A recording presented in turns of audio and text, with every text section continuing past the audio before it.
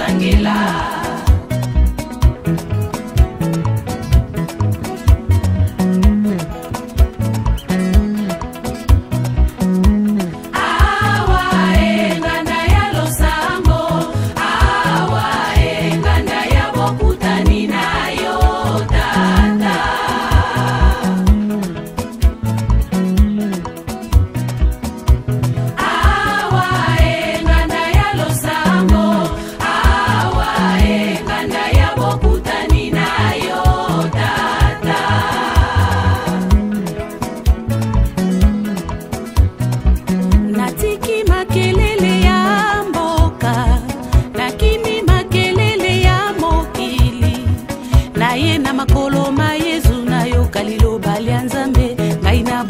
motema nayokamela Yesu.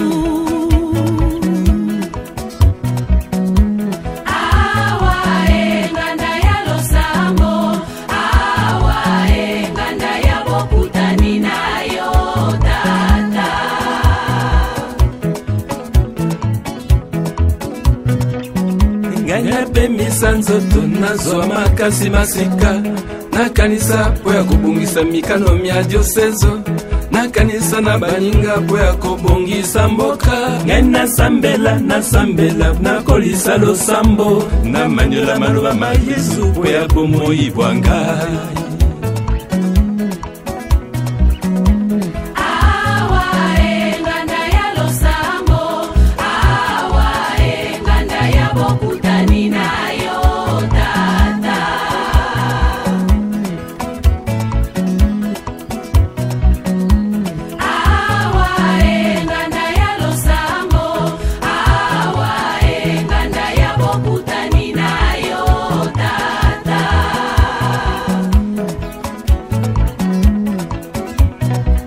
Nakomeli papa matungala abombelanga esika na nganda yambi papa rufa motema boboto abesika esika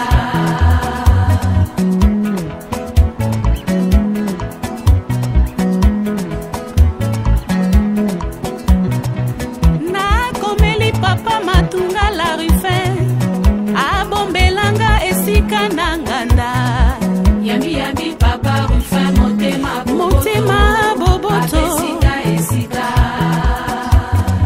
Nangando yo Yesu fungoli maboko ako yamba moto nyonso bilenge bango ana bazali kosambela bamamelo bazali kokota esuzunu bana yo bazali koluka nzambe.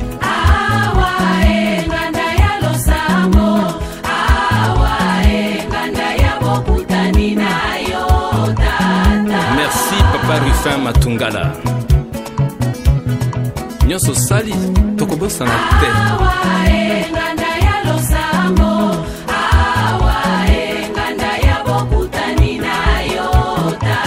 Obongisi fololo Papa Rufin, obongisi nzelo yo Matungala. Yo wana kobongisa. Etola esiko yo mokonzi to solo la kana yo wana zali kobongisa kosalisa koyambaka bakabangasa ya libiki pene na Yesu mwana wa yo. Serviteur bon et fidèle Elimo santu kita Matungala nesiko kita tondisa bangasia lokola na cenacle tokende kosangela. Elimo santu kita nesiko kita tondisa bangasia lokola na cenacle tokende kosangela. Merci Papa Rufin Matungala. La Bible dit, tu as été fidèle pour peu de choses, je t'en donnerai beaucoup. Que ton âme repose en paix auprès de notre Dieu. Amen. Aluki bo santo na ye na misala mike kaka bongo bakomaka basantu eloko mosusu te. Merci Nangeko Papa Rufin Matungala na libota pe na diocèse biso banso totomboli mitema epai ya Nzambe ayamba yo apembisa yo na bopoto ndenge ozalaki koyamba bato na mesa wana. Kende malamu. Merci Papa Rufin Matungala.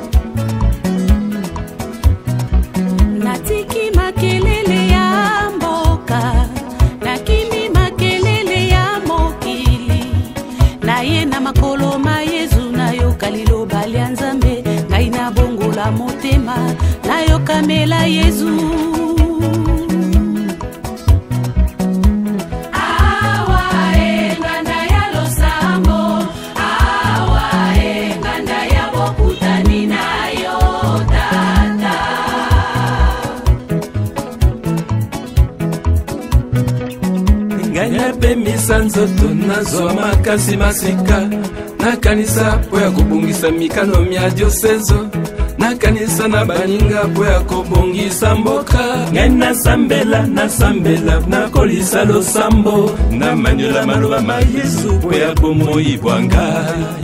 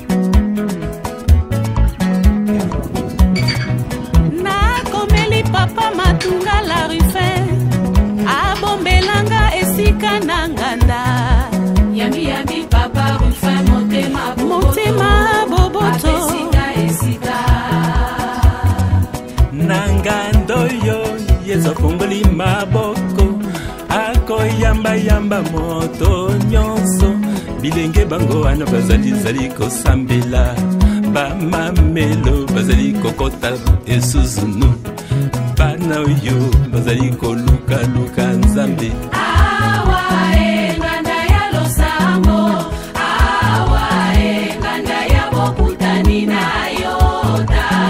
Merci Papa Rufin Matungala. Nyonso sali tokobosa na te.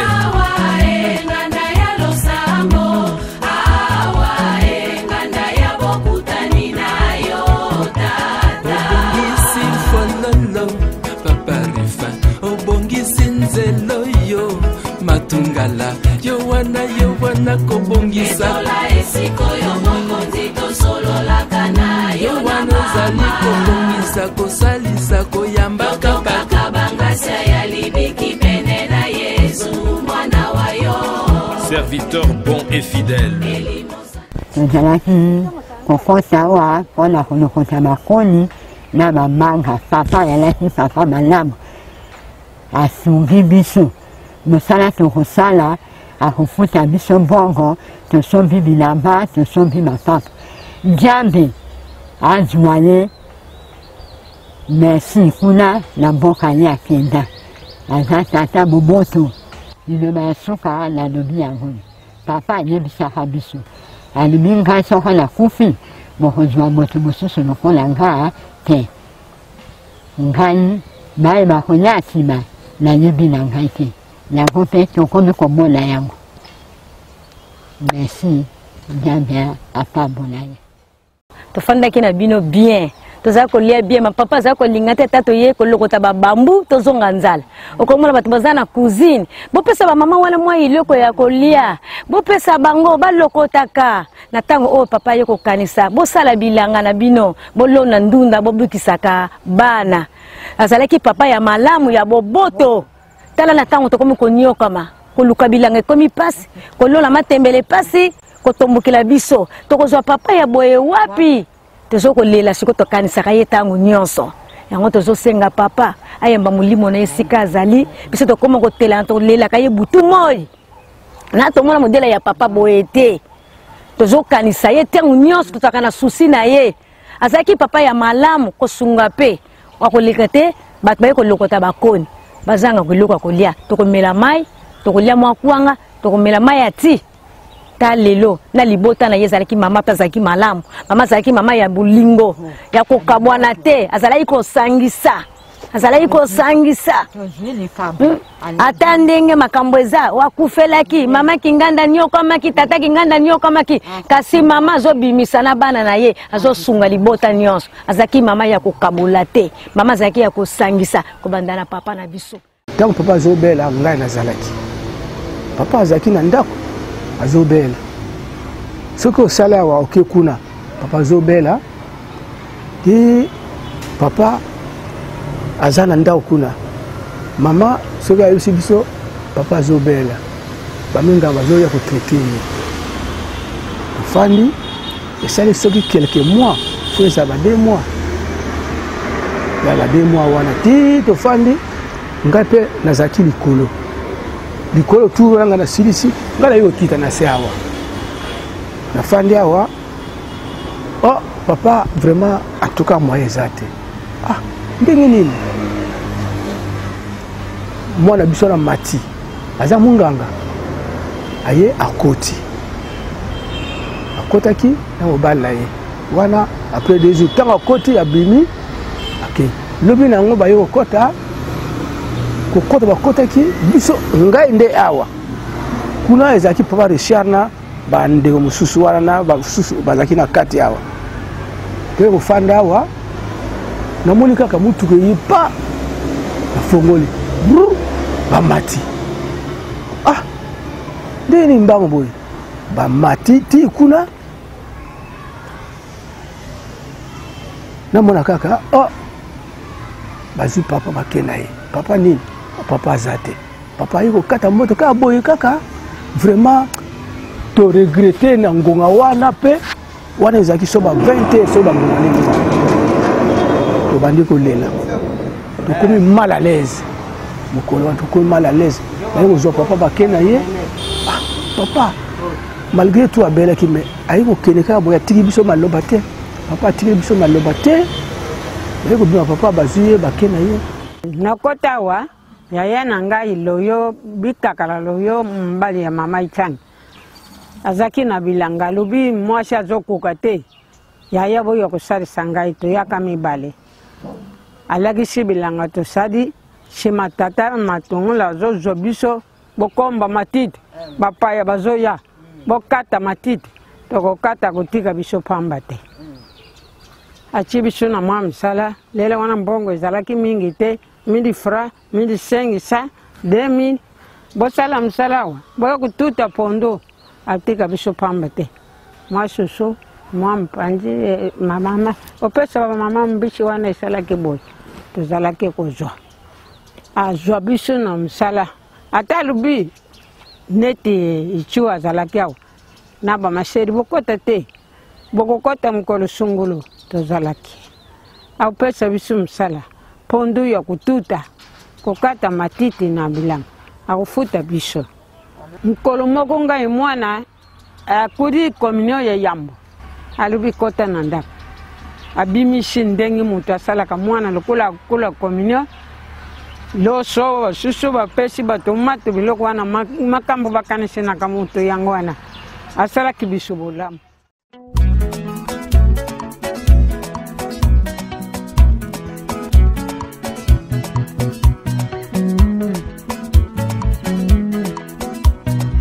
Petola esikoyo mokonzi tosololaka nayo na mama totokaka bangasa ya libiki pene na Yesu mwana wayo elimo santu kita nesikoyo kita tondisa bangasia lokola na cenacle tokende kosangela elimo santu kita nesikoyo kita tondisa bangasia lokola na cenacle tokende kosangela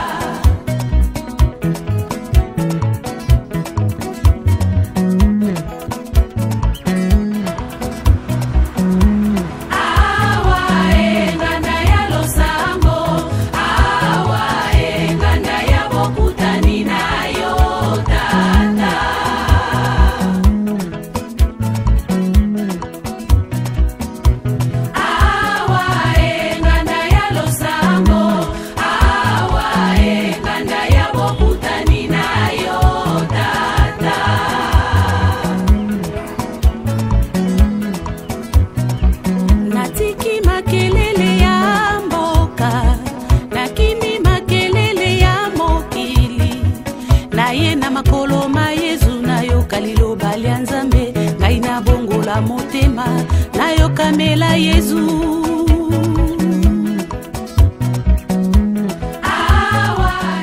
Papa Rufin atako azalaki responsable ya centre Nganda.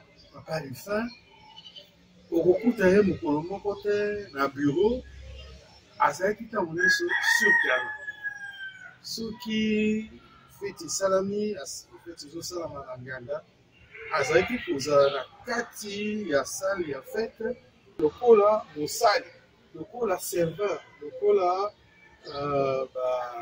bato ya mosala na ye okondima te soki ayebi te ye aza mokonzi ya centre wana ye moko akoya komemela bino mai akozala ntango nyonso litoi oyo akoyeba kosala bino mpe kosala maso te maso etambola malamu azalaki mokonzi me mokonzi oyo azalaki komikitisa mokonzi azalaki koluka te mokonzi ya mapeka te mokonzi ya lofundu te aki mokonzi mpenza azalaki komikitisa lokola Yesu Kristo aza kosenga biso komikitisa kosalisa baninga tokomaka baninga lokola Yesu Kristo soki tozosalela baninga tosalela bango lokola tozosalela Yesu Kristo. En tout cas, Papa Rufin azali koluka kutu te afungolisa ekole mpo ya kolakisa na babilenge ndenge nini ya kozala na kati ya bato ndenge nini ya kosalisa bato mpe na miso ya bakristo naotala bango na miso ya bakristo ndenge Yesu Kristo ayebisaki biso te soki osalisi ngai soki osalisi moto mobola to moto moke moto ya pasi oza kosalisa nde ngai.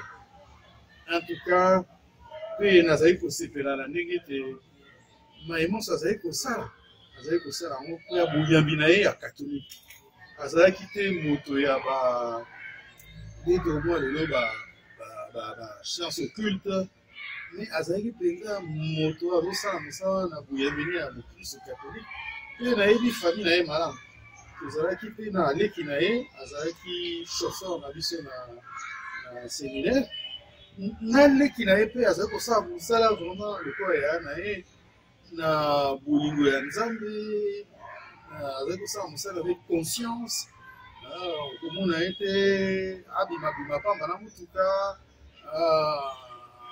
abebisa mutuka azali kobima mutuka wana azali kobake na mokolo kwa mutuka na ye mpe azalaki na biso na bascénariste esika moko lokola mpenza yaya mpe ayebaki kosoka na biso malamu ayebaki kopesa toli mpena malamu namonaki te wana elakisanga mingi peut-être na famille na bango c'est que baboti basalaki mosala mpena ya catéchèse malamu babokoli bana bango na boyambi mpenza boyambi ezalaki mpenza na kati ya mateya bazali kozwa na famille na bango tala mai nakoki kopesa kwa témoignage oyo papa Rufin azali mpenza bakanza mpe azali moto aza koteya biso te kozala mokonzi elingi koloba te komiaka baninga kozala mokonzi ezali nde kozala mosaleli ya bango ozala mongamba ya baninga tala ndakisa mibale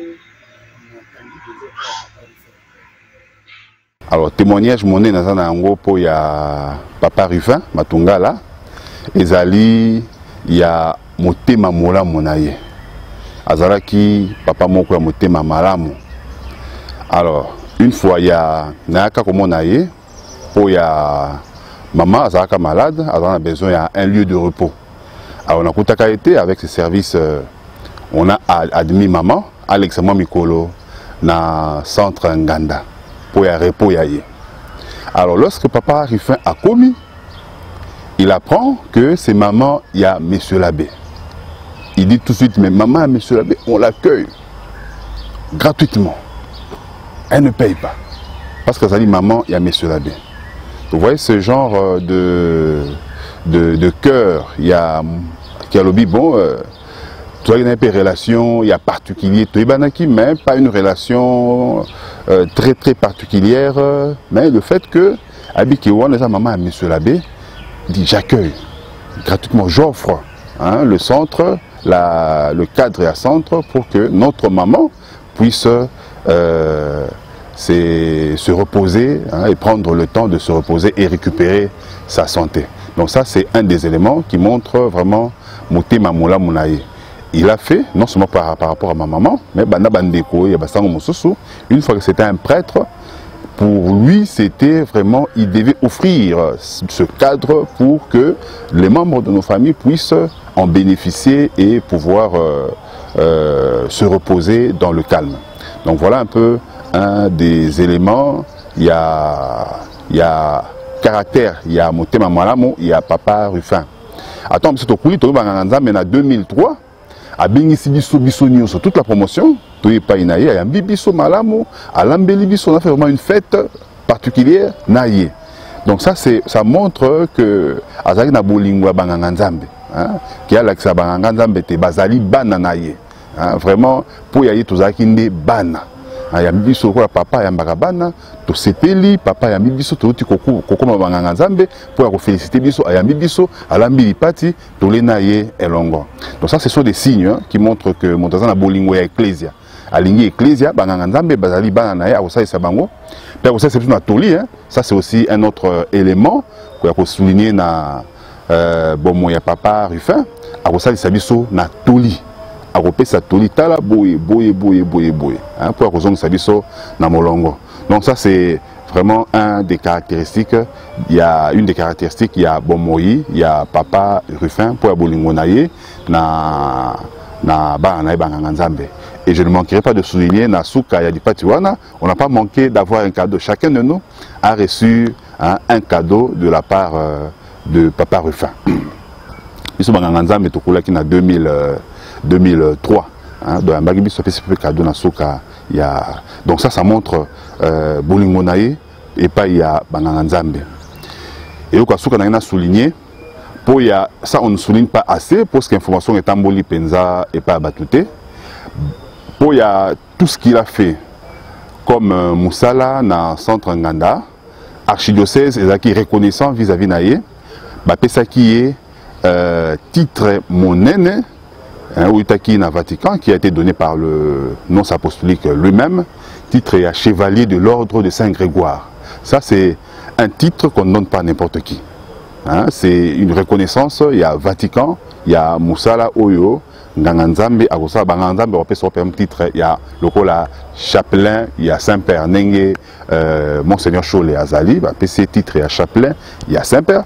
Comme Azanganzambe. Dans la laïque, on peut se titre Moussou Sebele. Papa réfère à ça qui est titre honorifique. Il y a chevalier de l'ordre de Saint-Grégoire le Grand. Donc ça, c'est aussi une information que les gens doivent savoir qu'il avait cette distinction. Hein, il y a titre, il y a chevalier de l'ordre de Saint-Grégoire le Grand. Voilà un peu ce que je pouvais dire par rapport à vie à Papa Ruffin. Papa Abissio. Pour la Colobelaye, Toroy Kobo Sanana noté Motomoko, photo banana na Motomoko, Kondo Joseph, Cardinal Albert, Cardinal Malula. Papa Trok Balelo, Papa Matungala, Azalaki Moko ya Baye, Oyo Cardinal Malula, apesaki confiance, pour la Kokokisa vision na ye, ya Tata Episcope Azalaki na Pona Likambetali, promotion ya laïka. On est Kondo Joseph Albert Cardinal Malula, Malamito Bagay visionnaire à Marambébele, oui, visionnaire également. On a le Kambotali Kotombo la Mosala ya Balaïke na kati ya diocèse ya Biso. Et en tout cas, on a Papa Ruffin Matungala, vraiment place on a Asalaki Mosala na e Malam.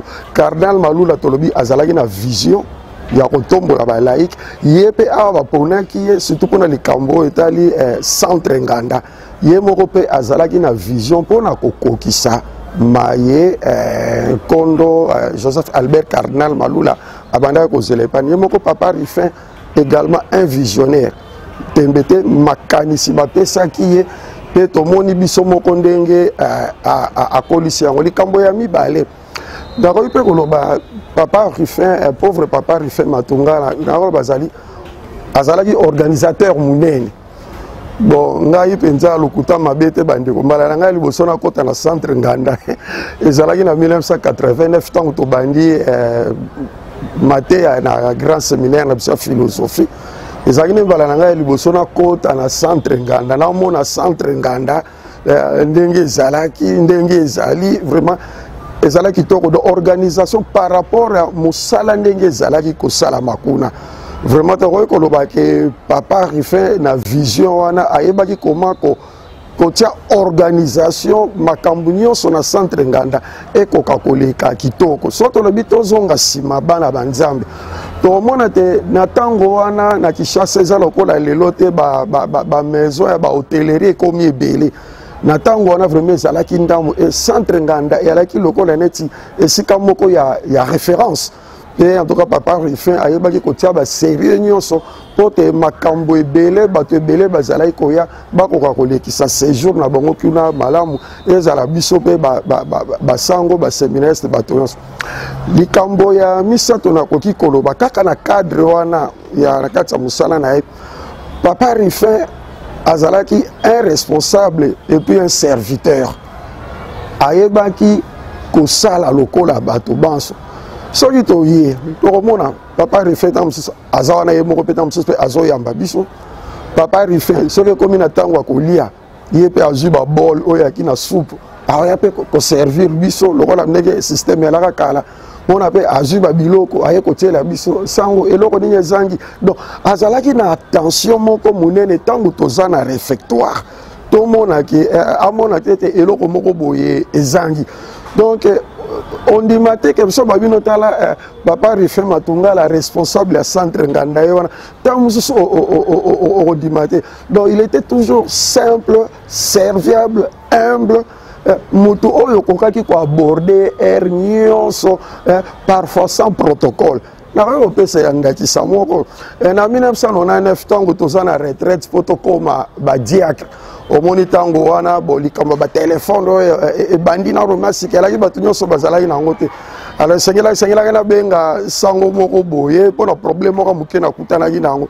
Mais na ya vraiment pas ya Papa Ruffin na kutani na bureau na koti ya mbinga to solodi na bine Papa Ruffin vraiment fona téléphoner tant on a tozaki na ba téléphone te on a 99 akamati téléphone na ye wana a composer numéro pesi na benga sango na to solodi soki pendant 4 minutes pe ezalaki esengo mingi na oyo soki sa awa omoni vision oyo azalaki nango moni ndako ya monene abandaki kotonga tomoni lelo epusani oni yende moto abandaki parce que yakomona mpona kosala te makambo nyonso ya système ya hôtellerie et répondre na banorme ekomaki basystème ba 3 étoiles 4 étoiles 5 étoiles yana déjà tomonaki papa Ruffin na makanisi na ye ezalaki nango alingaki mpe atransforme amodernize centre nganda ebandaki déjà na bachambre oyo neti ya pavillon a ti lelo transformation eza kocontinue surtout na ndako oyo ya monene oyo eza kuna na nsima bino lelo so bokoti na centre nganda bomoni yango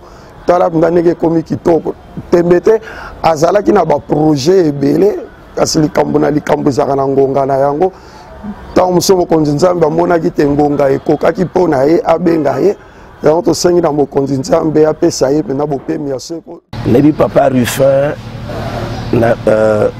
d'abord comme grand séminariste ntango nakoti na philosophie ye aza kogere centre nganda et puis nayebi koyeba ye comme ntango nakomi sango azalaki koyaka mingi na Saint-François ntango nazalaki cura Saint-François bongo eloko nakoki reteni na bomoi ya papa Ruffin oyo markanga personnellement eza biloko mibale humilité na serviabilité papa Ruffin aki moto moko humble vraiment humble au sens il y a fort ya mot moto moko qui était très marqué na simplicité ya bomoi ya vie qui ne s'est compliqué par la vie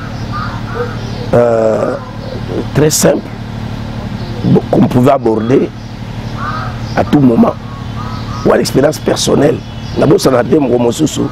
Tu as fait du zombie. Après, ça a couru la même la moine année. Mais il faut que papa manière de service na rendre. J'étais moi-même gêné que Tata Mokolo Boye, un grand responsable, qui m'a toujours rendu service na IP. Car après, mon candidat est pas moi. A mis comme ça bongo. Yami Balé papa Ruffin, c'était un homme serviable. Aïbaki Kokabola, d'abord, il y a un service de locaux là, responsable. Au moment qu'il était tout donné, il y a servir Baninga, il y a servir Bagrand, il y a servir Petit, il y a servir moins âgé que lui, il y a servir tout le monde. Azaki, un type attentionné, Azaki Yoka, peut Azaki comprendre facilement ma cambo, Baninga Bazako Ibis. Nabo Sante Mabuswa Bengangai, pour tout le cambo ya le qui me sango. À tout Ningai Soki, bon, Azaki le voir un grand séminariste, Azozera comme sango. Namona Nege Papa Ruffin a pris ma bras corps pour te Azaki Bonde la sango. Yo kende ke no sambe la komitongisa te tika nyo structure ko sala ko ka malamu daro na tango nga bano parce que c'était son neveu de famille pourtant bazay même bazay kana lien moko ya libota na yete papa Matungala aki modèle ya ba Kristu ba ko ikosana kati ya lingomba ba ko yoka baninga ba ko mikitisa po ko sa baninga pote makamasu bazala malamu vraiment après mana boboto après mana boboto émergence à laïka ndengwana eza kitoko sans sa collaboration na ba ezambe plus que banganga nzambe non abai ko fana malamu na baninga nzama mupemisa na boboto nazali ministre laïque ya archidiocèse ya Kinshasa assistant paroissial na paroisse la Nativité ndeko Roland soki lelo na koki koloba mwa likambo etali papa Ruffin Matungala zambi na yebaki papa pamba te na eleko biso tozali na école na institut supérieur de sciences religieuses oyo ezali lelo ISK institut supérieur de catholique de Kinshasa biso tozalaki na momesano na biso ezalaki bazali naino na etelo bakokende kotala bakulutu bazali na pastoral ezala bakambi ezala ba assistant paroissiaux ezala ba animateurs pastoraux bongo ekomaki na eleko wana biso ba tuzalaki na nukuna na etelo tupunaki tokende epa ya papa Rufin Matungala bongo andimaki mbela ya biso mpe ayambaki biso malamu esika o biso tokendeki tokutaki mutu oyo ayambi biso na esengo aye koyebisa na biso boni boni akosalaka musala na ye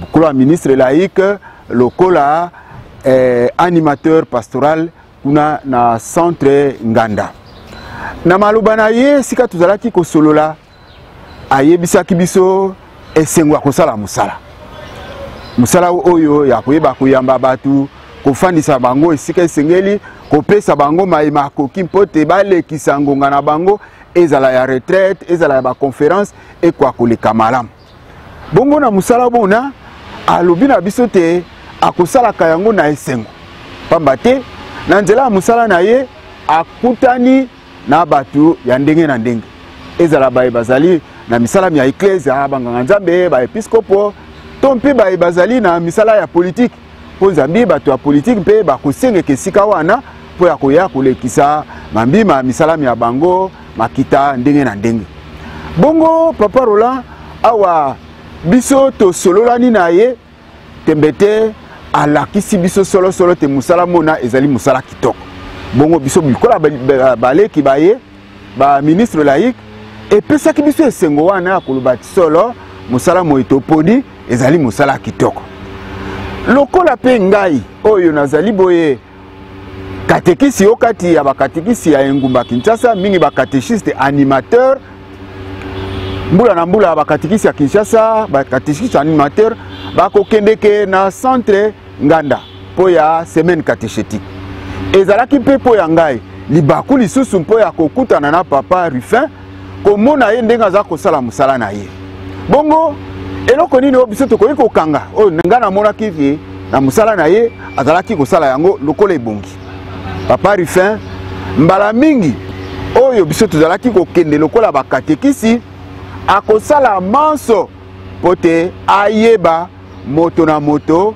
azwi esika ya ye akolala moto na moto azwi esika oyo esengeli te azala malamu lokola ministre laïque ba ministre laïque mpe tozalaki na momeseno ya kokende mobu na mobu na centre Nganda mpo ya ressourcement spirituel tobengi retraite ya biso ye mpe lokola ministre laïque okomona akovanda na kati ya salle ya conférence esika bakopesa biso mateya ye mpe akolanda mateya mana kasi mwa spécificité toloba akovanda na suka pamba te mbala na mbala asengeli kotelema po ya kokende kotala misala na ye ndenge eza kotambola po te baministre laïque oyo bayaki bakoya kolekisa retraite ya bango malamu bongo awa tobimi okati ya sala conférence esika bakozala tokozala na kati ya esika ya kolia tembete papa okomona ke ye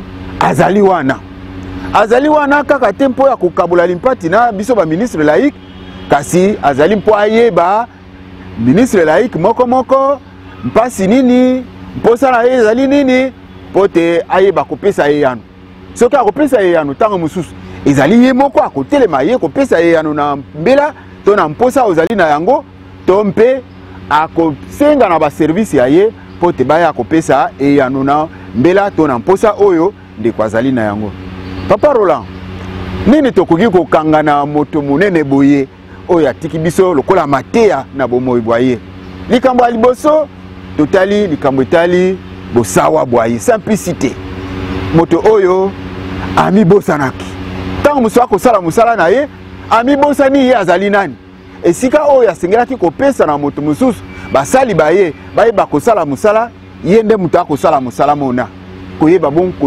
koseefase likambo ya mibale ezali koyeba kosala mosala lokola ebongi oyo bato babengi na lopoto te amour du travail bien fait alingaki mosala wana ntango ye azali wana mosala yeba kosalema malamu yango wana awa nazongi makambo tolobaki te akutanaki na biso ba ministre laïque nde apesaki biso ba témoignage wana koloba te mosala kitoko esengeli kosala yango po ebota mbuma oyo ekoki. Bongo makabu kitoko boye. Bongo souvenir oyo ezali epa ya biso ezali te asali musala kitoko lokola ministre laïque. Biso ba ministre laïque ba MP tozali lelo ezala ba bazali na kati ya pastoral na esika ya paroisse lokola animateur assistant paroissial tompe ba bazali na bisika ya accueil lokola ba animateur pastoraux tembete tozali kosala musala na bolandaka ndakisa ya bakolo wana ndenge tukutanaka na bango pe ndenge tukabolanaki na bango makanisi lokola ba ministre laïque. J'ai eu la grande joie de connaître Papa Ruffin, que j'appelais toujours Ruffin, parce qu'on était comme des amis, des frères, et je l'ai connu aussitôt qu'il a commencé à travailler au Centre Nganda. Il a travaillé au Centre Nganda comme le second, avec le père Marcel qui a commencé le centre, n'est-ce pas? Et le père Marcel l'a initié. Et il est parmi les tout premiers laïcs de Kinshasa que le cardinal Malula a voulu mettre à l'honneur en leur confiant des responsabilités dans l'église de Kinshasa. Et donc, il faisait partie des animateurs pastoraux, n'est-ce pas? Et c'est à ce titre-là que le cardinal Malula a estimé qu'il pouvait assumer la fonction du directeur du centre Nganda, qui est un centre spirituel, un centre de retraite, un centre de formation, n'est-ce pas? Et il a assumé cette fonction de manière, je dirais, magistrale. Il a été vraiment à la hauteur de sa tâche. Il a modernisé le centre Nganda à certains égards, n'est-ce pas? Et surtout vers la fin de son travail, avant qu'il ne nous quitte, eh bien, il a modernisé donc, par exemple, la grande salle du centre Nganda. Il a construit la nouvelle salle, une nouvelle salle qui est du côté du pavillon A, n'est-ce pas? Il a embelli le centre et il a commencé une œuvre de grande envergure, c'est cet immeuble au centre Nganda qui est comme un guest house, n'est-ce pas, qu'il a commencé. Malheureusement, il n'a pas eu la chance de mener ce travail jusqu'à terme. Dieu nous l'a ravi en quelque sorte, n'est-ce pas? Eh bien, Papa Ruffin, je l'ai connu comme un homme travailleur. Mais à côté de ce côté de l'homme travailleur, avec beaucoup de rigueur et beaucoup de compétences, c'était aussi un homme de relation. Un homme de relation, un frère, le frère de tous, n'est-ce pas?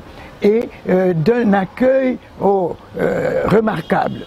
Il savait accueillir les gens qui venaient au centre Nganda, les mettre à l'aise, n'est-ce pas? Et il était au four et au moulin, n'est-ce pas? Je le vois lorsque nous avions des sessions de formation, nous avions des retraites, eh bien, c'est lui qui était là au four et au moulin, n'est-ce pas? À la cuisine, il est là, au moment où vous êtes au réfectoire, il est là pour veiller à ce que vous ne manquiez de rien. Eh bien, c'est d'une grande serviabilité telle que je l'ai connue. Et je voudrais évoquer ici un souvenir tout à fait personnel.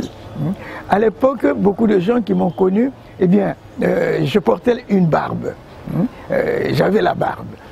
Et je me rappelle qu'au moment où j'ai eu à animer la retraite des prêtres de Kinshasa, eh bien, j'ai eu l'occasion de parler avec Papa Ruffin. Et un beau matin, il m'amène un cadeau. Et le cadeau en question, c'était quoi? Eh bien, c'était des lames de rasoir et, disons, une pâte à raser. Ah, je me suis dit, ben ça c'est une manière de me dire, José, rase-toi. Eh bien, je me suis dit, je vais lui faire honneur je vais respecter son intention. Et effectivement, je me suis rasé et j'ai continué à me raser depuis lors. Donc, si je ne porte plus la barbe que je portais il y a plusieurs années déjà, eh bien, c'est grâce à Papa Ruffin qui m'a offert des lames de rasoir et qui m'a offert la pâte à raser. Eh bien, c'est un souvenir personnel et ça m'a marqué dans la mesure où il l'a fait dans un élan de fraternité, d'amitié. Vraiment, c'est en ami et en frère qu'il est venu m'offrir cela. Et d'ailleurs, il m'appelait toujours Ya José. Il m'appelait toujours Ya José. Donc, on a eu à vivre ensemble une très bonne relation et je me suis même parfois inspiré de lui lorsque j'ai voulu faire quelques travaux à la 13e rue où j'ai habité pendant un temps. Eh bien, je me suis référé à lui pour savoir où est-ce qu'il a trouvé les portes vitrées, les baies vitrées, n'est-ce pas? Eh bien, il m'a donné des indications et j'ai pu faire le même travail à la 13e rue où j'ai habité pendant un temps. Donc, en d'autres termes, je dirais, pour conclure, que Papa Ruffin est le produit de la promotion du laïcat que Maloula a essayé de mettre en œuvre. Papa Ruffin est mort comme animateur pastoral. Il y en avait au moins 3 comme ça. Il y avait l'animateur pastoral, Papa Nicodème Kalonji, qui lui aussi nous a quittés. Il y a eu aussi un animateur pastoral à la clinique universitaire, n'est-ce pas? Et il y a l'animateur pastoral au centre Nganda, qui était Papa Ruffin, eh bien, qu'il repose en paix là où il se trouve et qu'il puisse être notre intercesseur pour que ce diocèse de Kinshasa retrouve l'élan pastoral que Maloula lui a donné et que les ministères laïques que Maloula avait mis en œuvre et promu, que ces ministères laïques puissent retrouver leur place dans la vie de l'archidiocèse de Kinshasa. Témoigner de Papa Ruffin Matungala, un laïc engagé vraiment dans l'église de Kinshasa, c'est dire beaucoup de choses de cet homme. J'ai eu à connaître Papa Ruffin dans notre jeunesse. On venait au centre Nganda au début comme Bilingue Amwinda, accompagné par nos formateurs de l'époque, Ndeko François, Père Alari et les autres pères. On voyait comment ils nous accueillaient. En ce moment-là, le centre Nganda accueillait aussi les jeunes parce qu'il y avait des gens qui pouvaient financer pour que nous donnions un petit rien et que on nous prenne en charge pour le reste par les organisateurs et les œuvres caritatives internationales. Alors on a vu l'accueil qui nous réservait et c'était vraiment un accueil très chaleureux. C'était un homme d'abord qui aimait ce qu'il faisait, il était toujours là. Chaque fois qu'on est venu au centre Nganda, on l'a toujours trouvé. Alors le travail qu'il a fait, c'est ça qui m'a beaucoup impressionné parce qu'à chaque fois qu'on venait au centre, on trouvait qu'il y avait quelque chose d'autre qu'on avait ajouté. Et c'est cela qui a fait que le centre s'est développé. Et quand on regardait comment les gens travaillaient au centre, il y a des mamans maraîchères, il y a des cuisiniers, il y a des gens qui doivent entretenir les chambres. Comment il arrivait à organiser tous ces gens et comment est-ce que le service se faisait, tout cela impressionnait. C'est parce que lui-même était dans ce qu'il faisait. Quand on a une tâche et qu'on est là pour ça, alors on est tranquille. Il allait dans les courses lui-même. On l'a vu venir faire des achats. Ce n'était pas seulement l'économie diocésain qui avait un magasin de vivres à l'époque. Il achetait aussi chez les privés. Et tout ce dont on avait besoin au centre, on le trouvait là-bas. Il avait acheté. Et ça permettait à chaque séjour au centre Nganda qu'on soit vraiment à l'aise. Personnellement, ce qui m'a encore plus marqué, c'est quand j'ai commencé à venir avec des élèves. Il voulait toujours qu'il y ait quelque chose de réservé à celui qui dirige le groupe. Un accueil bien, un repas un peu, et puis il passait toujours quand on mangeait pour savoir est-ce qu'il vous manque quelque chose. C'était difficile de savoir que c'était lui le directeur. Quand on voyait comment il venait poser des questions, il vous manque quoi? De l'eau. Il fait signe à ces gens, on amène de l'eau et on sert. Alors tout cela nous a beaucoup frappé. Et quand nous avons appris sa mort, c'est comme ça, nous avons voulu vraiment que cet homme soit immortalisé à partir de ses œuvres, et nous pensons qu'il y aura des laïcs qui vont aujourd'hui s'imprégner de ce qu'il a fait et essayer de travailler de cette façon-là. Vous savez, quand on vous confie une tâche comme la gestion hôtelière d'un centre d'accueil, il ne faut pas que le responsable soit derrière vous pour dire mais ceci, comment vous le faites, cela, comment vous le faites. Non, lui, il a travaillé comme un responsable. Il était libre, il avait ses horaires de travail, il savait aussi comment il se reposait dans sa famille, parce que nous avons eu aussi à causer avec sa chère épouse. Nous avons aussi causé avec son jeune frère qui est prêtre, et nous avons vu qu'il était aussi dans sa famille, mais il savait donner du temps à tout ce qu'il faisait et faire chaque chose à son temps. Et ça, nous garderons toujours comme souvenir de papa Rufin Matungala. Papa Rufin, là la bengaï papa Rufin te. Abandao bengaï ya Rufin.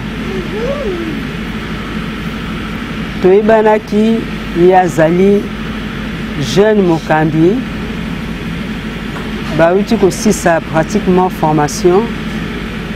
Bongo abandi musala na centre Nganda. Isikat na bandai pe kokende na ba récollection ko animer ba jeune. Je dois dire que pour moi c'était un homme de Dieu d'abord et un homme d'église. Pour un laïc si engagé pendant des années au service de l'église, au service des autres, de la manière dont il a vécu, c'est quelque chose d'extraordinaire. Même les prêtres qui voulaient prendre cette place n'auraient pas pu faire comme ce qu'il a fait.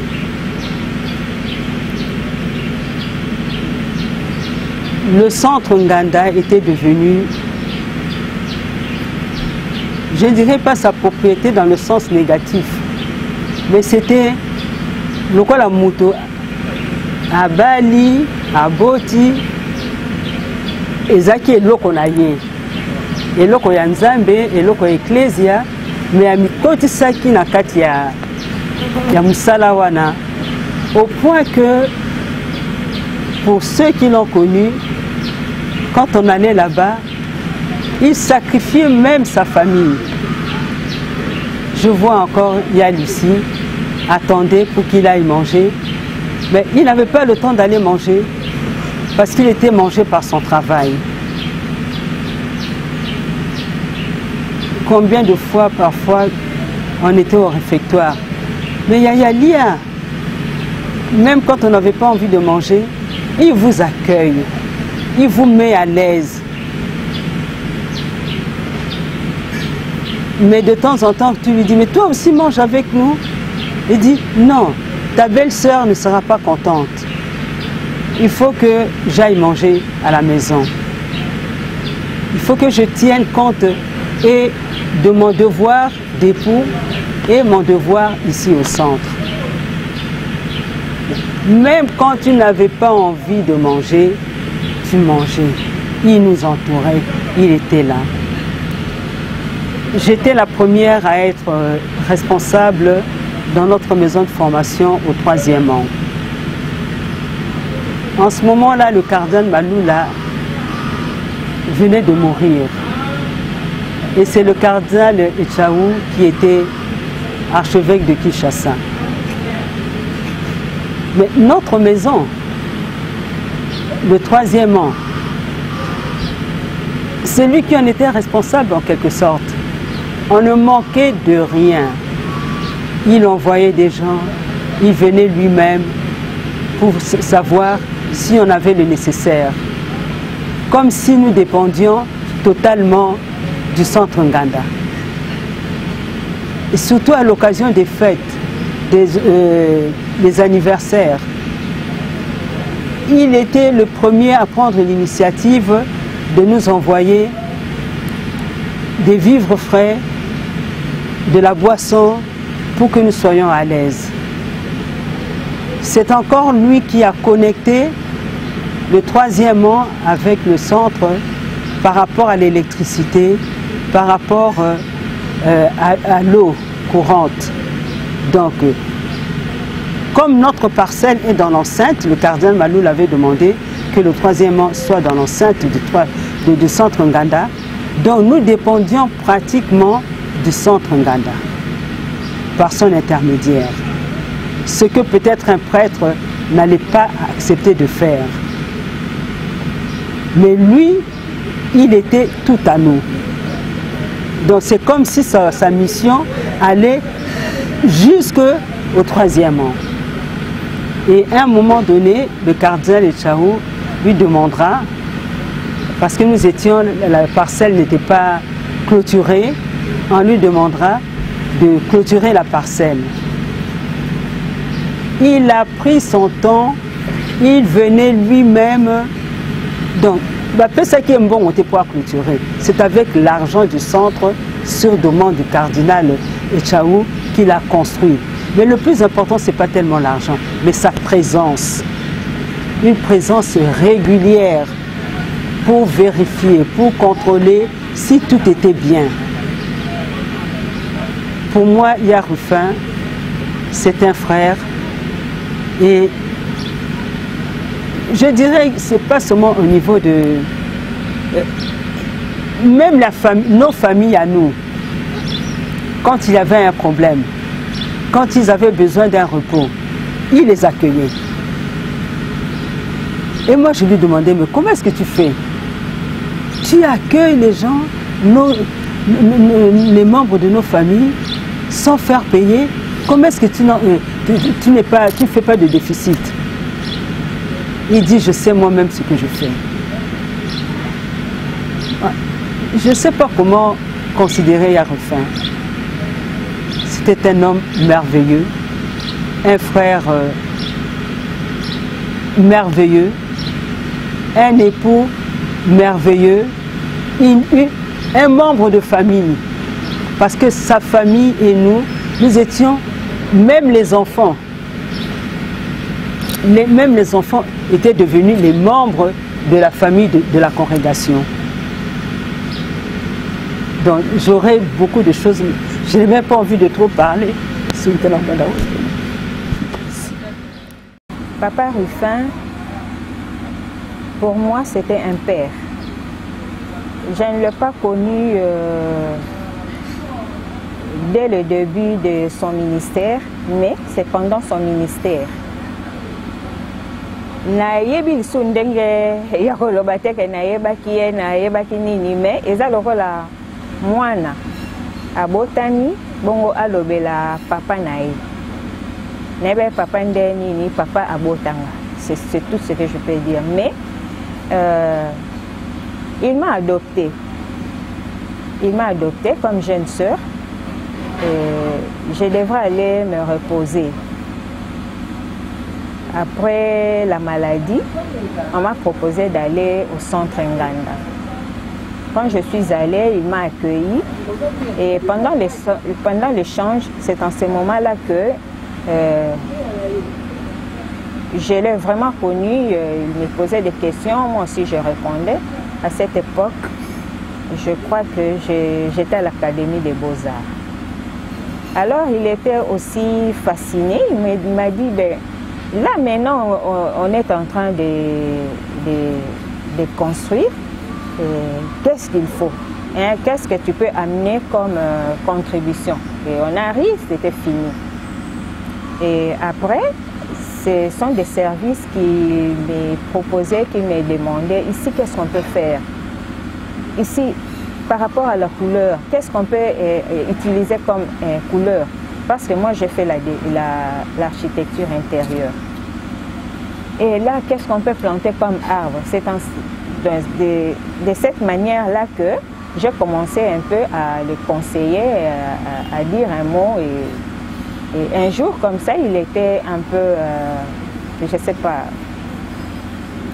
à bout ou comment, mais il m'a dit, la salle qui est là, et là, on est au salle pour rendre ça attrayante, parce que dans l'église, dans la chapelle, ma soeur a dessiné un dessin il y a Jésus et chemin de maïs. Même si on a dit, bon, dans la salle, tu peux créer des dessins comme Nganda.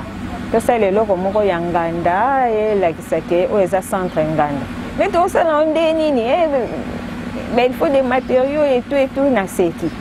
C'est bon, ne vous en faites pas, Tokotala. Bon, moi j'ai aussi, na salle qui est surprise aussi. Quand on a quelques mawana, na bandi ko dessiner na katia salle, mbongo ya franc congolais, to imiter un peu nini wagenia, ba un peu to meki ko bongisa dessin na katia salle wana ya sika. Tanto silisi comme susuboye na bengeka na bi papa ya kota. Ayata, mais ma fille, ozwi mbongo wapi? Ngabi ndenka yo salaka, ndeyo yambara batu, ndempenga na yambi. Ozaki na souci, ya redessiner, ya relukelo moko, je te fais un cadeau. Un cadeau pour moi, pour ma congrégation, et ça est là comme on a fait si pour na centre Nganda. Et c'est ainsi que le dessin on a été kalakiwana na kati ya grande salle. Abi mais on doit te payer ngabi. Ndeyo pour futi sakate ngai pe na futi salanga ite parce que nga na yaki ko payer mon futi singa pe lo comme mon côté. Ngai pe bon, na futi salanga peut-être c'est resté comme ça. Et c'est de cette manière-là que moi, il m'appelait ma fille. Quand il y avait un problème, il m'intéressait aussi. Il me disait, il me partageait ses problèmes. Et c'est ainsi que nos relations se sont tissées. Et de cette manière-là, il m'a conduit à la maison. J'ai connu maman. Et quand je voulais aussi émettre mes vœux perpétuels, et ils se sont présentés comme mes parents. C'est ainsi que la famille, donc famille Naé, famille Nangaï, on a tissé des relations un peu plus approfondies. Et le reste, c'est un peu difficile. Il y a des moments de joie, des moments de peine. Quand mon père était décédé, et là, les relations se sont encore approfondies. Et quand il est décédé aussi, même après sa mort, nos relations sont encore là. Et puis bon, je vois maman de temps en temps. Et puis bon, de temps en temps, on s'appelle, on se voit. Voilà. Papa Rufin, Papa Matungana.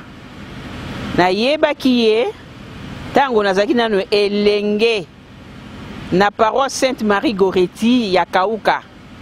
Paroisse na biso ezaki paroisse pilote pona bakambi. Bongo Papa Rufin azalaki kotanga na ICCR, ba étudiant à ICCR bazali koya kosala stage na bango na paroisse Sainte-Marie Goretti. Papa Rufin eloko liboso na koyi koloba lera yaki banzembo nyonso ya Kikongo ya Kembila oyo nga na yebi biso to yebi na eloko wana Papa Rufin mutazai kolakisa biso yango. Tango Papa Rufin asilisi banome na centre Nganda biso ba jeune ya Sainte-Marie Goretti soki toke na centre Nganda pour na formation azalaki koyamba biso malamu penza. azaki mpona biso papa oyo azali kolinga biso bilenge yango ya ntango wana azali kosalisa biso kolendisa biso na toli elamu mpo te tozala mpenza bilenge ya mwinda ya solosolo.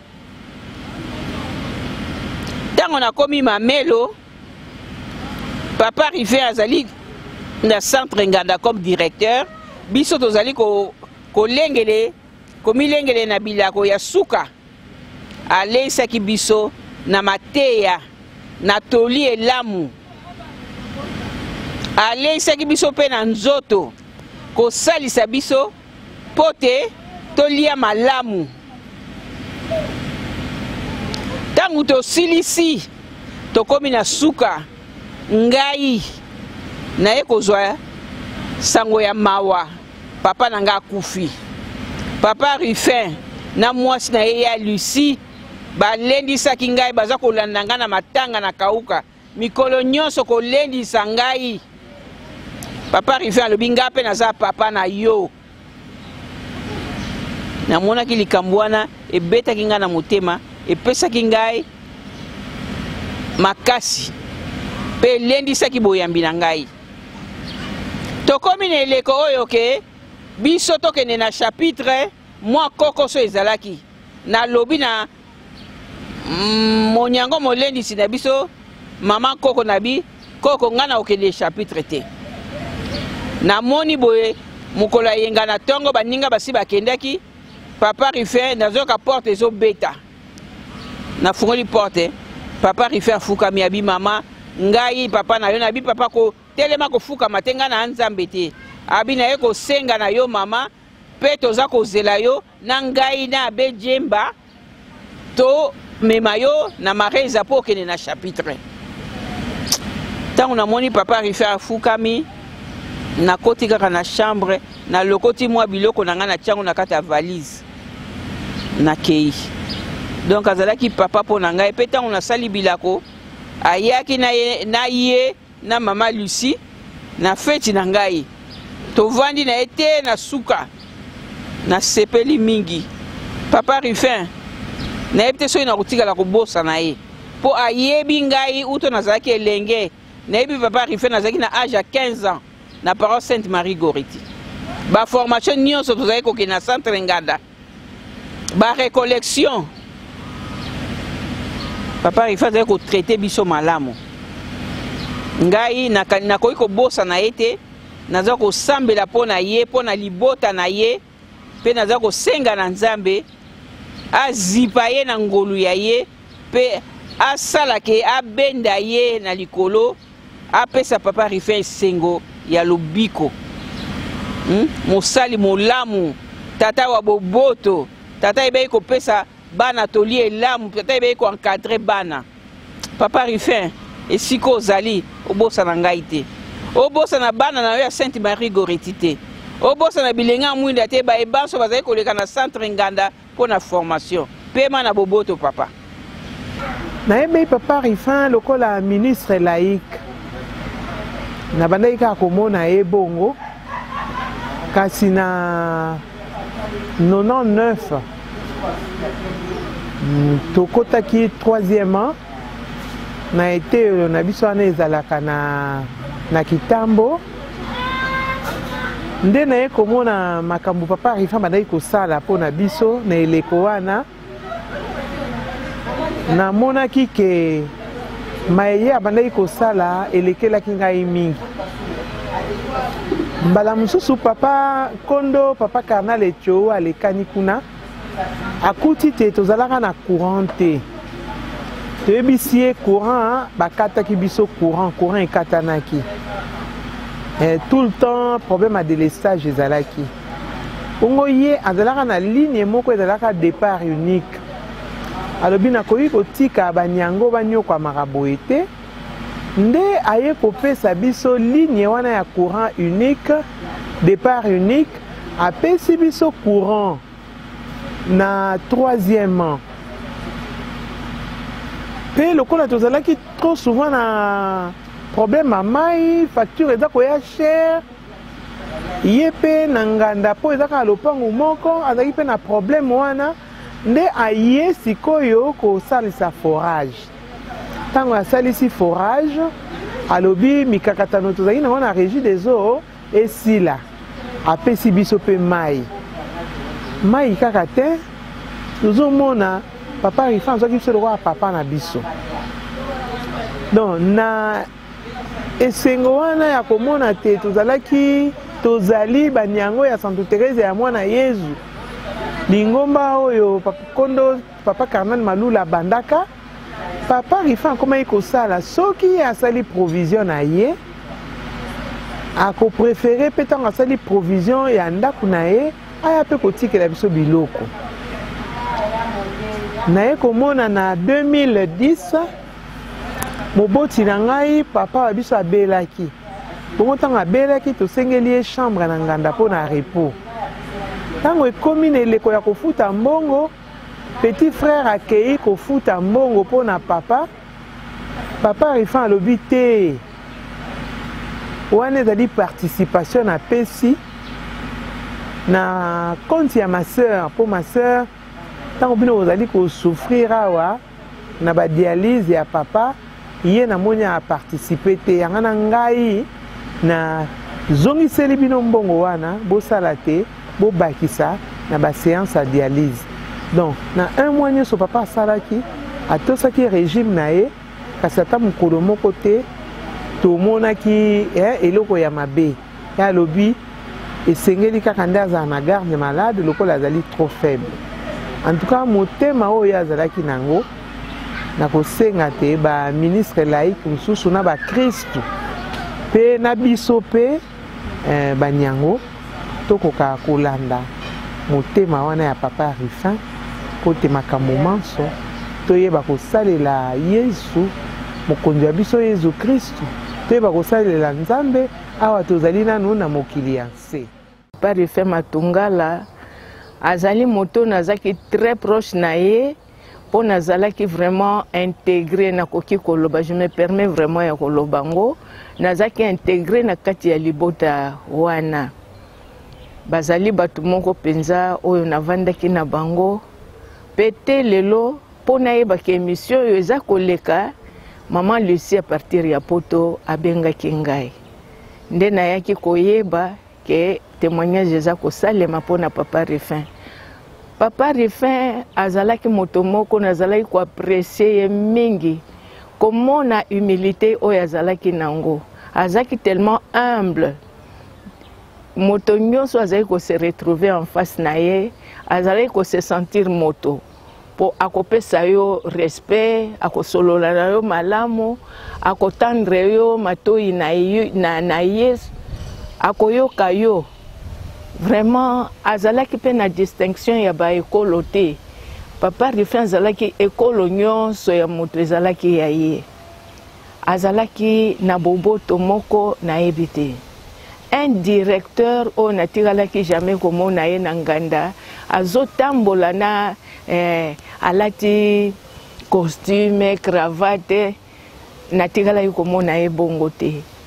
Nazali komona ye presque tous les jours parce que soki tozokende na ba messe matinale kozonga na biso tozali ko croiser ye.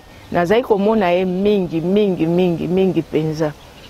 Bon, papa Rifan libota na ye ezalaki ya ngai. Nazalaki kokende nazali kokutana na ye. Soki pe nakomi tomona na mama Lisi akoloba la mama tokoma na ndako. Soki tokomi papa Rifan okomona lobi nanga mamwe yakanang omwana ke omona tozwi na ye petit déjeuner mbala mingi vraiment. Donc azalaki motu moko oyo soki oyebaki ye kobosa na papa Rifan ezalaki eza pasi mingi.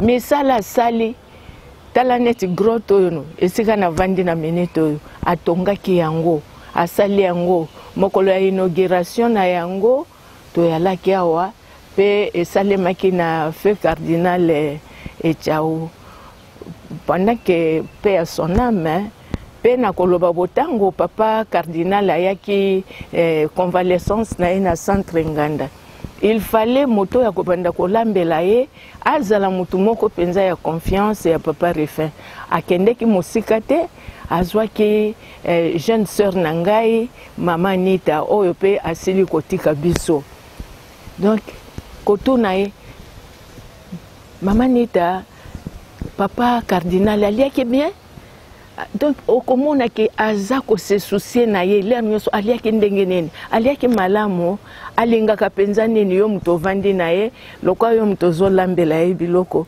eloko nini apresiaka ye pe akoyebisa lobi souvent azali kolinga mingi potage alobi soki nasali potage nakosala ya basachet te me nasala ya babiloko na biso kaka naturel omona aza kosepela nango mingi donc omoni ke papa Rufin na kati ya libota nano nakota nano na aspect ya libota soki natali éducation ya bana très bien éduqué ezala bao ya basi ezala bao ya mibali gentillesse moko ya kosekana te mama Lucie moko azalaki koboya mutu te ayambaka bato nyonso abokoli mpe ebele abanda yango kaka deki akotaki na libala na ye abandi mpe kobokola bato même des personnes bazaki plus âgées beaucoup plus âgées que ye ayambaki bango epai na ye bon sikoyo eloko penza oyo ezali ya pasi mpe ya mawa ezali ke tango nazokende kotala papa Rufin na eta ya maladie na ye nazomona ye vraiment ndenge akondaki aspect oyo akomaki nango na nzoto nazotala ezopesa nga pasi mingi tellement que nazali kokoka penza kosolola na ye te mais soki atuninga mamu ndenge nini natalika nabi te papa kaka yo nde alobi malamu kaka ekoleka mais soki otali moto ozomona ke kobange eyali mpona mesana ye komona ye bongo te na mesana ye komona ye bongo te na kotala soki tozoleka na nganda azoleka boye azokatisa boye azosupervise bamisala même bâtiment mosusu eza kuna au fond là-bas eza salle de fête atonga yango tomoni misala nyonso ya papa Rufin kuna na nsima kuna nini statue munene eza na ebandeli ya nini na katikati ya centre oyo ya Jésus atiaki kaka non azalaki moto penza ya misala malamu oyo soki oyebaki ye okoki kobosana te de telle manière que tango sango ya liwa ya papa Rufin yaki non ezalaki bombe moko etiki bafragment nango na kati ya mitema je crois ya bato nyonso oyo bazali kolinga ye te lelo yango wana s'il faut vraiment koloba ya koloba eza mingi mais il faut koloba l'essentiel kaka yango nalobi mpe nalobi esika oyo ye azali mpo nayebi ke azali na kati ya gloire ya Nzambe oyo apesaki ye motema malamu oyo asalaki ye moto na ndenge oyo ayalaki moto ya bato ebele bon alingamaki mpe mingi mpo namonaki na liwa ndenge bato balelaki bana moko ya baorphelin bazolela papa na biso totikali lisusu baorphelin bana ebele ya bikolo donc ozomona vraiment moto alingamaki mpenza mpona bolamu na ye yango wana place azali na kosenga na ye azala intercesseur na biso epai ya tata Nzambe mpo te mokolo moko tokutana na ye kuna omboka ya esengo en tout cas nasukisi kaka wana mpe ya son âme naza leki ya papa Rufin nga naza avant dernière na bango ye azalaki aîné nga nazalaki avant dernière donc tobotamaki 6 enfants 4 garçons na biso bafille bango bagarçon bazalaki liboso biso bafille toyo kolanda ngai na yaya toyoki nayebi toyoki kokutana après ye akitaka village na période ya rébellion donc juste après ba naissance na biso nde ye azalaki déjà assez alongwe aye Kinshasa ngana ye toyeko rejoindre ye na 1971 toye Kinshasa wana ye azalaki nano na nganda biso azulaka biso ndako na Matete nde toye kovanda na ye yaya na biso en tout cas azalaki ya modèle mpo na biso baleki na ye alakisaki biso bolingo ndenge nini ezalaka comment vivre avec les gens et mingi alakisa biso mpe la crainte de l'éternel yaya azalaki kosala nyonso kaka mwana alobi te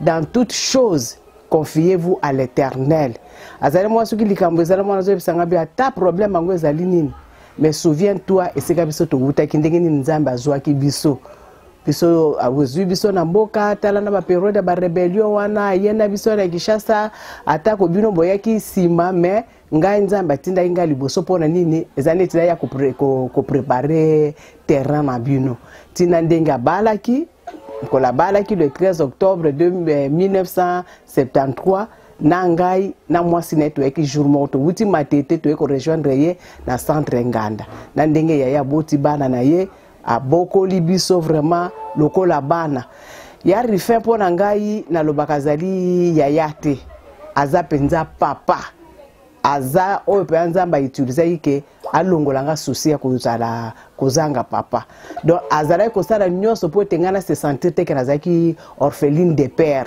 azalaki koloba mpenza soki likambo kozonga lokola papa azwi mwana na ye na baéchec na nga na baresuite na ngai yaya ndimelaki ngai ndenge wana e à chaque fois azalaki mwana azoyebisa biso alobi tolingana na biso e na ndako en tout cas ndako na biso tozalaki tozala toujours bato ebele e na bato ebele wana ezalaki oyoka bana kote papa kote mama azalaki kosangisa biso nyonso en dehors na biso baleki na ye en dehors na biso bana ya tata bia mama na ye to baneko zapena bato mosusu bawuti place mosusu oyo mwana so te aza ndeko ya religieuse ndeko ya prêtre non aza mwana ya camarade na ngai totangaka na ye alors sikoyo papa azali te aye Kinshasa il faut na recevoir ye kaka ye papa donc c'est ça moi nazo biso bingai na idaka batute ce que je fais c'est pour l'amour du ciel ba orphelin na ndako na ye ba veuve ba koyazo yamba bango et baninga église papa nous a appris comment aimer les gens comment respecter les prêtres les religieuses les laïcs ba papa moyangeli wana ba kambinyo pour biso to bazali kaka papa na nganda kutu ata mutango zo mona kaza moins âgé que ye mais au moment où kaka il faut l'appeler papa il faut l'appeler maman et tu lui dois du respect et l'amour aussi ndengo zoto sangai ndenge pe bokoto sakaka ba travailleur nganda na école azo yesa bino bozo ke ndokotanga na ba école ba religieuse na ba école ya ba prêtre il faut boye ba ko respecter bango il faut boye ba ko tosa na lingite mwana nanga na école ba prêtre azala renvoyer et ce que je retenu aussi pas ba yaya za vie conjugale na bango en tout cas yaya côté conjugal azalaki modèle pepo na biso alingaki mwasi na ye bazalaki na complicité moko bango mibale na mwasi na mobali okoyeba te esika nini bazwi presque problème ezali bien problème ezali te soki omesana na bango te mpenza omona ke likambo ezali okoyeba te okondima te ke baza na problème et yaya nous a appris à aimer sa femme à considérer sa femme comme notre maman azali koyesa sa maman asalaki nyonso de façon que soki likambo on passe d'abord par maman après maman okende aye asengi epai na ye c'est ce qui a fait que même dans le quartier la plupart des gens bazali ko kansake ngana azalaki leki ya mwasi ke leki ya mobali oya masa yebisa se meki na yo aye ko la lingala yebisa grande sœur na yo mona ngasante oyo bolobaka grande sœur yende se meki ngana azali leki ya mobali mo biete batu bazali ko ndimata lo c'est ce qui m'a fait vraiment que na sepela kana likambo wana. Et ce qui a fait que même la famille, la belle famille, naie, ba adoptera biso, naie que ba parents ya Lucie, bazalaka ozwanga surtout ngana petite sœur Brigitte, loko la bana ya Lucie ya liboso. Bo ba le belanga likambu, ba koyebisa nka papa na bino, maman na sengele biso papa maman na bino, sengele bi alors j'ai compris que zali lo lenge bango mibale balingana ki lolenge bango bazalaki kovanda c'est ce qui a fait que bisope tozalaki ndenge wana. Donc je retiens l'amour du Christ et pas yaya, l'amour des autres et savoir partager. Azalaki ko il faut savoir partager avec les gens, ça aide.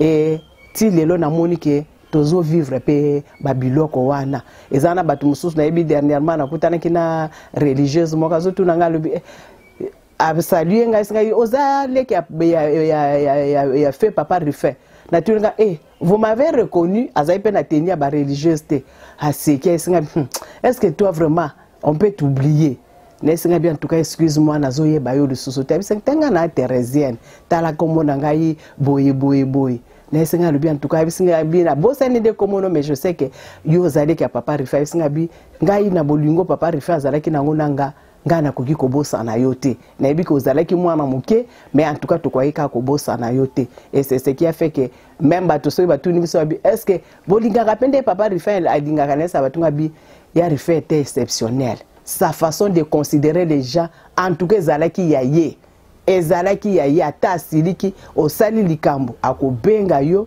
à corriger yo à lobelio un lokola mo pe azanga na pédagogue azaka enseignant à kolobelo lokola père à kolobelo lokola enseignant et na simo mona ko bisabi va prier va prier ata o échouer na classe leur aucun cas c'est bien je pas réussi moi c'est vrai mon abi na zuité et ça o yemoka tangi ça ce qui a un problème yeba ko yebisa ngai o yebisi mama mais là to banaki kola après na yebiso peke o yebisi mama o yepe yomoko o yeko yebisa ye donc c'est ce qui nous retenons vraiment na yebisa batunga bi nous c'est l'amour du Christ si nous sommes là dans le Christ eza ndela oyaya apesa ki biso komona na chapelle hermoka zo keno ko bondela o komona yele msusu avandi na chapelle na ye mais aboya ka prière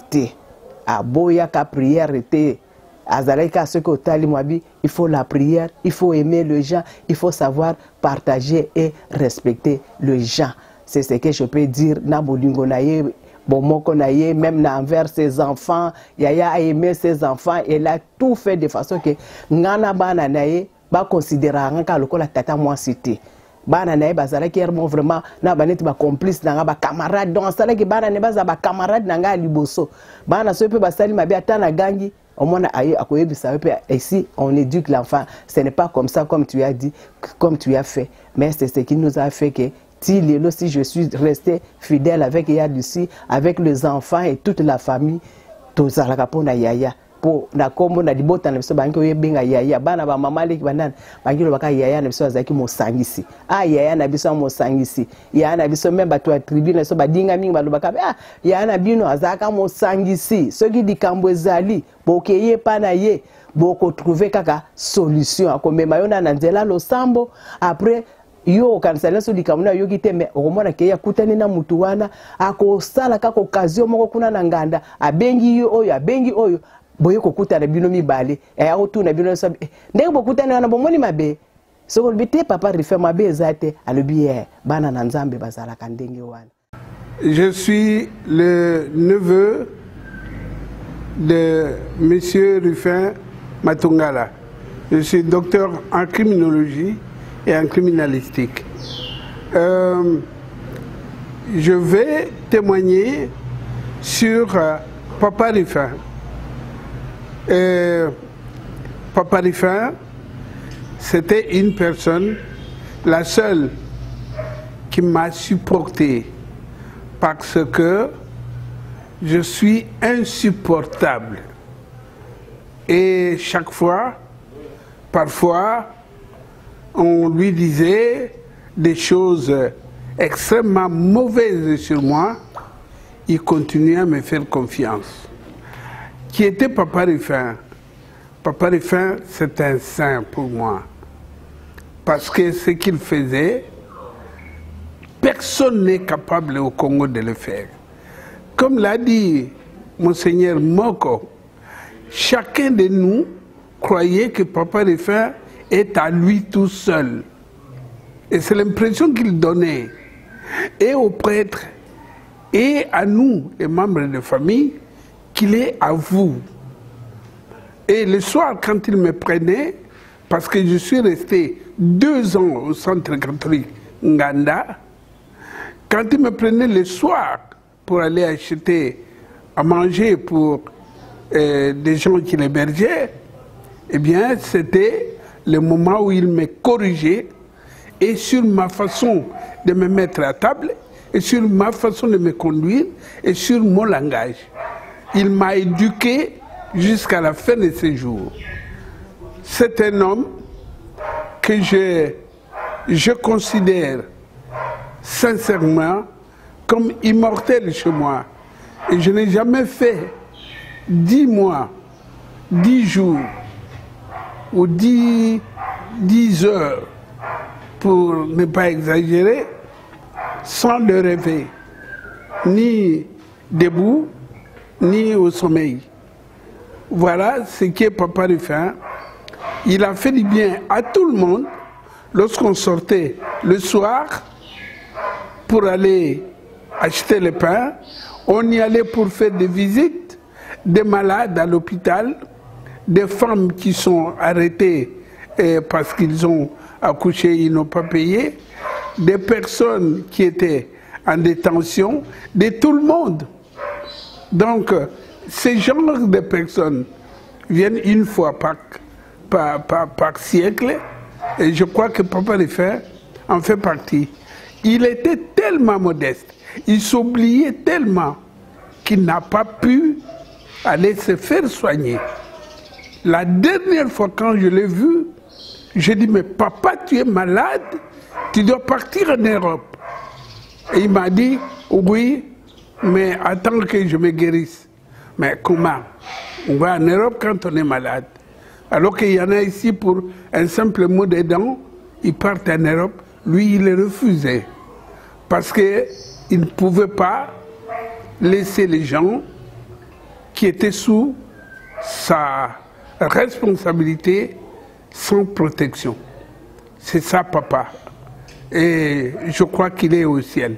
Et pour terminer, je peux vous dire que, par exemple, la parcelle sur laquelle est érigée actuellement l'église Saint-Albert, c'était la parcelle que le cardinal avait offert à Papa Rufin. Et lorsque le même cardinal, Malula, avait besoin d'ériger l'église, alors que nous, papa avait tous les documents, il n'a pas hésité un seul instant pour remettre ça. Nous, la famille, on était contre. Mais il a dit, pour l'église, je ferai n'importe quoi. Et il a cédé cette parcelle. Nayebaki lolenge kani.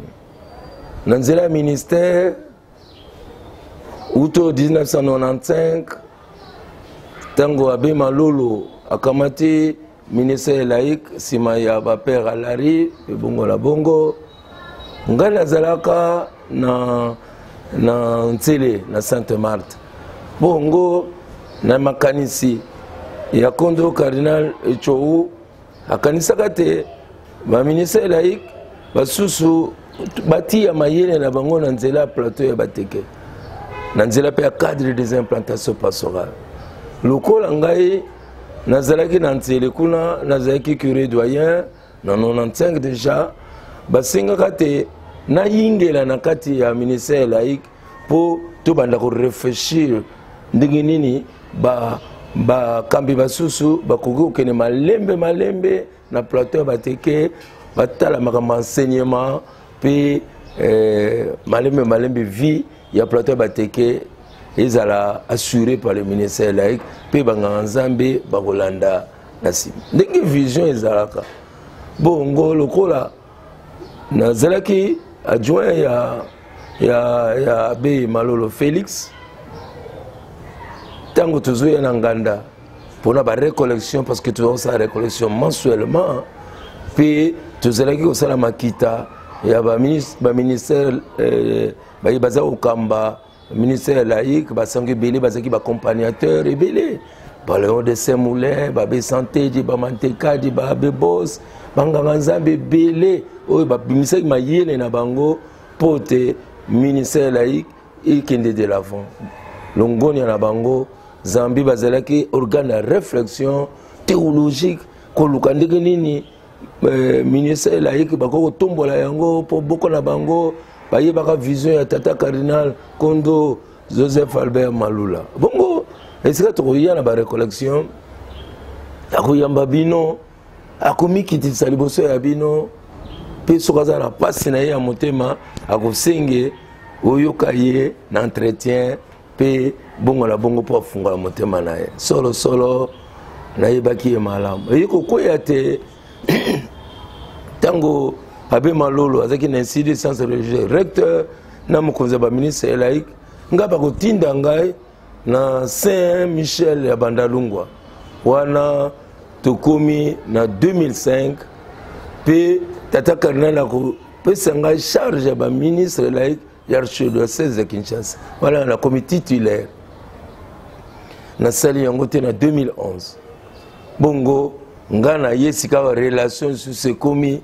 makasi koleka Zambie naza kokingela bango na kozwa rapport na bango na kozongisa rapport na tata cardinal relation komi makasi donc eloko monene bandeko oyo nasimbaki na ye ayebi kotia moto na esika na ye oyo aza responsable ata ogangeli ye ata olobi po tokosolola yo balobi na yo ke ozwi mbongo ya nganda oke kosomba balupango ya gauche ya droite papa kasi bosala enquête bato oyo balobaka ndenge wana boye akoloba na bino boye amikitisi alobi esika moto azosala boyebi nde tozali awa soki nayambi moto nasali relation na poto bapesi nga 100 francs nayibi te ndenge na ngai ya koyamba bato mpe tosala bankete ndenge na ndenge mpo ya koluka sika balobi aza na balupango partout na bapoto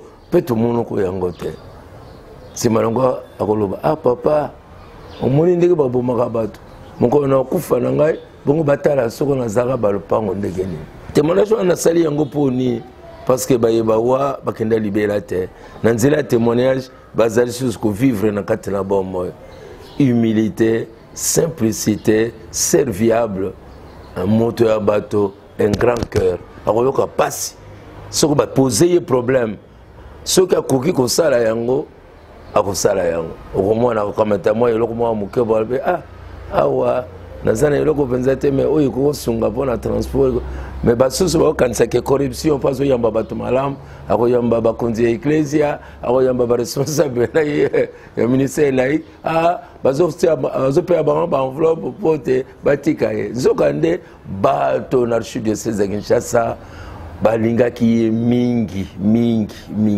botala mokolo ya wei ndenge nini balela refe matungala okanisa kaka laïque boye te okanisa kaka azalaki lokola nganga nzambe moto ya bato napesi nzambe merci ndakisa ya ye wana yesalisa mpe biso basusu sika bosala misala tozali mpe banganga nzambe na misala humilité simplicité grand cœur moto ya bato ozwi nzambe kaba nzambe oza na possibilité ya kosala malamu sala ata bato bakoloba ata bato bakotonga moto ayebaka bosolo ya moto ya motema ya moto ezali nzambe.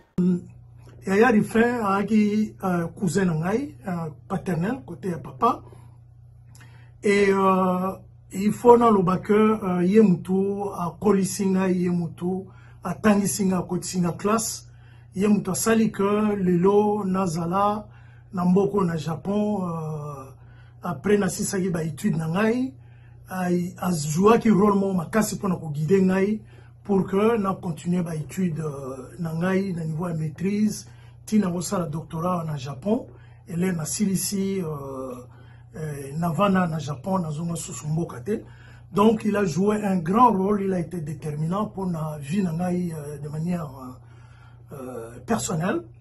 Mais au-delà de cela, je veux bien lui rendre témoignage parce que d'abord, il est quelqu'un qui a servi non seulement Bandekunaye, qui a servi plus communauté Nabiso, église Nabiso catholique, et puis qui a servi vraiment pays Nabiso Congo. Et donc c'est à ce titre-là que nous avons partagé un peu témoignage, ce que j'ai appris de lui, comment il a vécu, conseil, comment il nous a guidés et comment est-ce que après l'Iwanaye, on a fini, moi personnellement j'ai fini par le comprendre parce qu'à l'époque il y a des choses que je n'avais pas la capacité de comprendre comme jeune. Et donc, Elo Galiboso, Nalina insisté dans moi, c'est que Yarifin, c'était un homme de foi. C'était un homme de foi.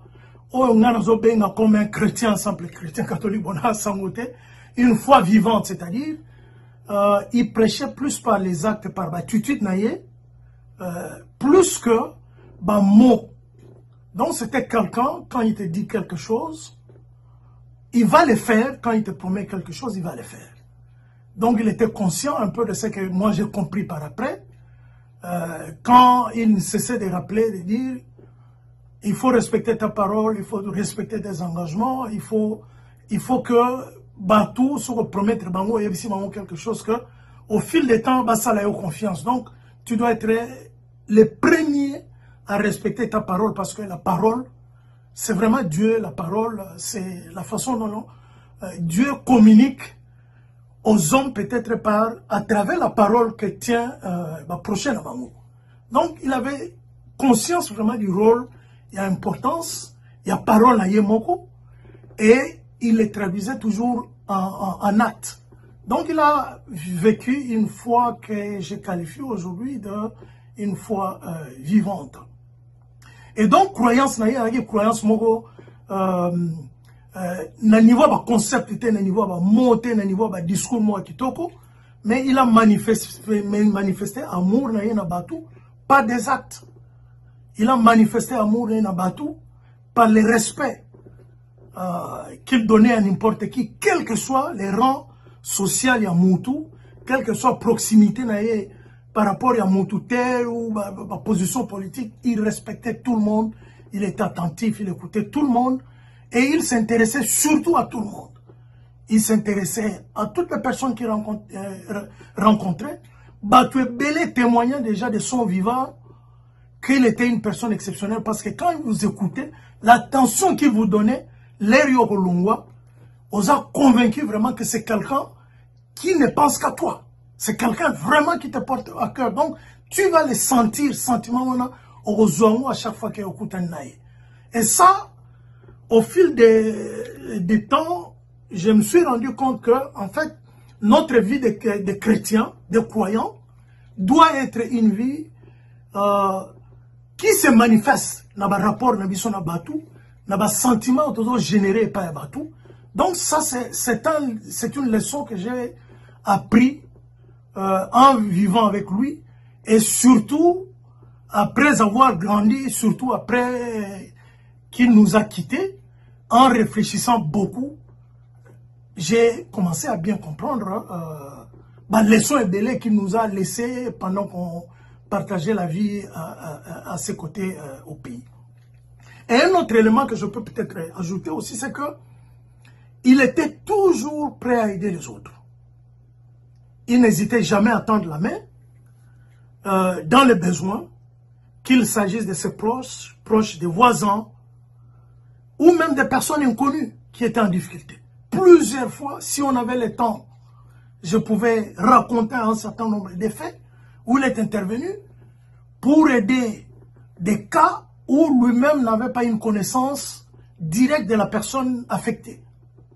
Donc c'était une personne qui n'était pas indifférent à ce qui s'est passé autour de lui, à toutes les informations qu'il recevait.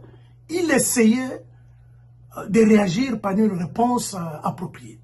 Et ça aussi, pour nous, comme chrétiens, je crois que c'est un exemple à suivre et surtout à retenir. Et je pourrais aussi dire que là, en ce qui me concerne personnellement et beaucoup d'autres que j'ai connus autour de lui, Yarifin était très attaché à l'éducation. Je ne le dis pas parce qu'il m'a éduqué, parce qu'il m'a formé, parce qu'il m'a orienté vers la profession qui est la mienne aujourd'hui, mais aussi parce qu'il a, à plusieurs reprises, il m'a évité de commettre des erreurs qui pouvaient m'éloigner un peu de ce que je sais aujourd'hui comme étant mon destin, c'est-à-dire la profession d'enseignant, professeur d'université. Et il me l'avait dit à plusieurs reprises, en me rappelant, au moment où je n'en avais pas conscience, en me rappelant, écoute, reste là où tu es, je suis convaincu que tu es bon pour l'enseignement, donc il faut continuer à étudier, il faut continuer à faire des efforts, parce que je sens comme si tu pourras rester toute ta vie dans les secteurs d'enseignement. J'étais encore étudiant à l'université de Kinshasa, et à l'époque, je ne donnais pas grand crédit à cette prédiction, cette sorte de prophétie. C'est après que je suis venu au Japon que j'ai fini mon doctorat. J'ai été retenu professeur assistant à l'université de Kyoto à la faculté d'économie, que je l'ai appelé au téléphone et je n'en revenais pas. Je cessais de le remercier. Il me dit que non, je n'ai fait que mon devoir. Et en t'observant, je comprenais tout simplement que tu avais beaucoup de capacités en la matière. Et c'est comme ça que j'insistais tout simplement qu'il faut te concentrer. Et parce que je pouvais savoir, je pouvais voir un peu tes capacités, les talents que tu avais par rapport aux études. Donc, mais pour moi, il était un prophète. Et donc, c'est sur base un peu de ces observations qu'il avait par rapport à l'avenir des gens qui l'entouraient. Donc, il était quelqu'un qui avait la capacité de connaître les gens autour de lui, de les orienter sur base des capacités qu'ils avaient, de les encourager et de mettre parfois des moyens pour qu'ils puissent accumuler des connaissances, ils puissent étudier, ils puissent s'éduquer par rapport à certains objectifs que lui voyait déjà que certains d'entre nous n'étaient pas encore capables même d'identifier par rapport à notre propre avenir.